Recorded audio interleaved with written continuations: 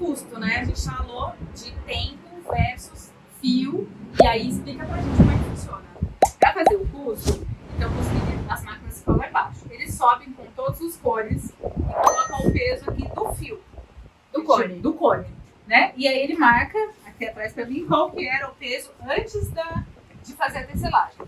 Quando ele termina de fazer a piloto, ele sobe com todos os fios de novo e pesa de novo aqui para ver quanto que foi o consumo depois da piloto, né? Então na ficha a gente separa aqui por eu tenho que colocar tudo que foi colocado naquela peça. Então, por exemplo, aqui eu usei viscose com lycra. Então eu coloquei aqui a viscose, a cor e a quantidade de cabos que eu usei naquela peça. Coloco aqui também a lycra, o tipo de lycra que eu usei, que é a espessura e a quantidade de cabos. E aqui o peso de cada um, de acordo com o que ele marcou ali atrás para mim, né? Aí aqui, por exemplo, eu marco a parte de aviamentos. Essa parte de cima aqui, é a receita que eu peço dos acabamentos, porque eu peço uma receita para fazer a peça e eu peço uma receita de acabamentos. Então eu falo que eu quero, aqui paulistinha é um termo que a gente usa do acabamento, eu quero um paulistinha com uma lycra, com duas lycras, quero um galãozinho para fazer uma limpeza de zíper. E aqui embaixo é o peso bruto e o peso da peça pronta. Ah, tá. Pera, peso bruto você diz do quê? Quanto que veio de tecido pra mim, pra eu fazer aquela piloto. Entendi. Porque aí tem mais outros itens que você vai enfiar na peça. Você não vai simplesmente pegar a peça e pesar depois. Não. Porque assim, eu tenho que calcular todo o retalho que foi cortado em volta. Ele tem que entrar no custo, porque a gente usou aquele pra tecido, né? É a mesma coisa de você comprar um rolo de tecido. Você não vai calcular simplesmente a metragem que você usou. Aquilo que foi descartado, você tem que pôr no custo com também. certeza. Você coloca ali do tecido, você coloca ali o consumo em metros, né?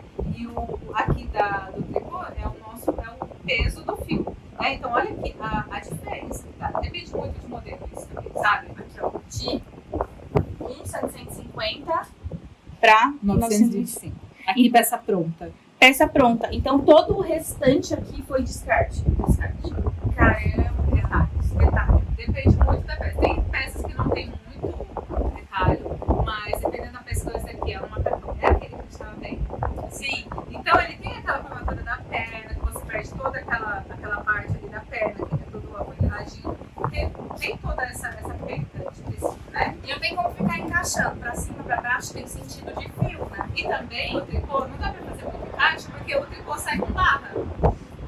Então você precisa da barra ali. Você não dá pra jogar um pra cima e um pra baixo, porque o de cima vai ficar sem barra, assim. Então não tem muito essa de encaixe no tricô. E aí aqui na parte de trás, eles marcam, aqui é a receita do acabamento. Tá? É outra pessoa que faz, não é na máquina aqui embaixo, é outra pessoa que faz a receita do acabamento e aqui todos os tempos de costura. Tá? Porque ele vai calcular o custo do tricô pelo tempo da máquina, o peso da peça e o tempo de costura. Então, por isso que o tricô ele é um produto mais caro, ele é muito trabalhoso, a parte de remate dele, de corte, de costura, é tudo muito diferente. Então, é uma peça com valor maior. Né? Você acaba tendo um valor agregado muito maior. Sim, é verdade. Menina, e falando sobre aviamentos, a franja, olha a franja daquela peça que eu mostrei pra vocês, gente. Cadê a peça? Como é que vem as franjas? Tem que cortar uma a uma. Cadê a peça? Ah, eu acho que eu guardei a peça. Vou pegar. Explica Tá. pra gente como corta. Então, a franja vem assim, né? Vem dentro de uma caixa, porque é feito quilômetros. A gente fez uma produção e a gente fez quilômetros de peça. Então, ela vem assim. E a gente não pode enrolar e só passar a tesoura para cortar. Então, a gente coloca a medida na mesa, faz um risco e vai cortando uma a uma. Uma por uma, senão as bichinhas cedem ou encolhem. Exatamente. Então, uma a uma, fazendo a medida e tudo. E os aviamentos do tricô são basicamente os mesmos que a gente usa nas outras peças, né? Aqui tem um aro. A diferença é que aqui, por exemplo, no tricô, a gente não vai comprar um viés taquara, a gente faz o nosso. E esse daqui é aquele elástico com silicone para segurar, mas não é em toda a peça que a gente usa. Ah, né? Isso é só realmente pra bichinha não cair, né? Isso, é. Mas olha, o que eu achei muito bacana é porque basicamente são os mesmos, São não? os mesmos. E olha este zíper neste body, Brasil. Imagina, olha isso. É super difícil de colocar, porque Super. assim, zíper já é um problema. Ó, No aqui, tricô, ele é mais ainda, porque o tricô estica, né? Não. Então é todo um trabalho. aqui tem uma saia, ó, que tem um zíper invisível. Eu já tenho pavor de zíper invisível. Imagina zíper invisível no tricô. É bem complicado. Funciona, rola, acontece, mas é complicadinho. É verdade. Aqui, ó, olha que legal esse tecido. Que aí é a mistura dos fios, né? Que tem o fio em lurex. Além da gente ter, por exemplo, o rayon, o cotton, a viscose, a gente tem também os lurex. Porque o lurex eu posso misturar com qualquer outro tipo de fio. Então eu posso, igual aqui, ele tá o rayon off, aqui ele tá, aqui se eu não me engano, ele tá só o lurex. Tá vendo? E ele dá essa transparência. Mas é um fio que eu posso misturar com qualquer outro tipo de fio para poder dar um brilho. Sim, né? E olha que legal, já conta pra gente como é que foi feito isso aqui. Esse daqui, ele tem uma base de tricô mesmo, ó. Né? Ele tem a base de tricô.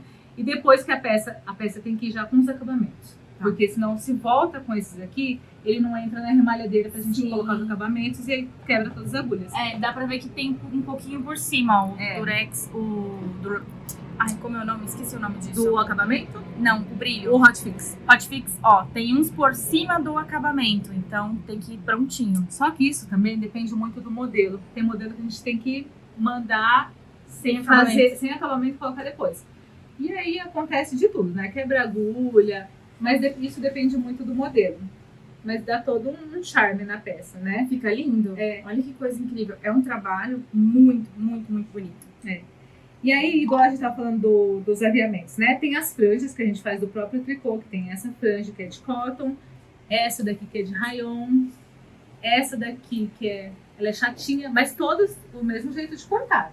Não tem nenhuma que é facinho assim de cortar, sabe? Todas vão ser cortadas do mesmo jeito. Caramba. Tá vendo?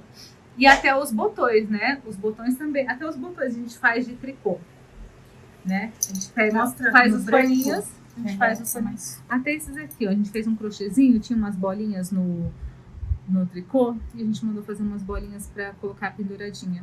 Mas todos são de tricô. E essa daqui, gente, olha, feito em tricô. Esse daqui a gente mandou fazer crochê. Encapar ele de crochê. Olha que era uma produção que a gente teve que fazer. Mas tudo faz no tricô. O tricô é muito versátil, né? A gente faz biquíni, a gente faz... só não faz o maiô pra molhar, né? A gente faz uma linha mais resort. Até aquela pecinha que eu mostrei no começo, que era feito em jacar, que jacar, né? Eu vou até mostrar aqui. É esse tipo, não é? Esse jacar? Tipo, esse jacar. A diferença é que esse não tem lycra. E aquele que você mostrou daquela calcinha, ela tinha lycra, ela fica bem mais encorpada, né?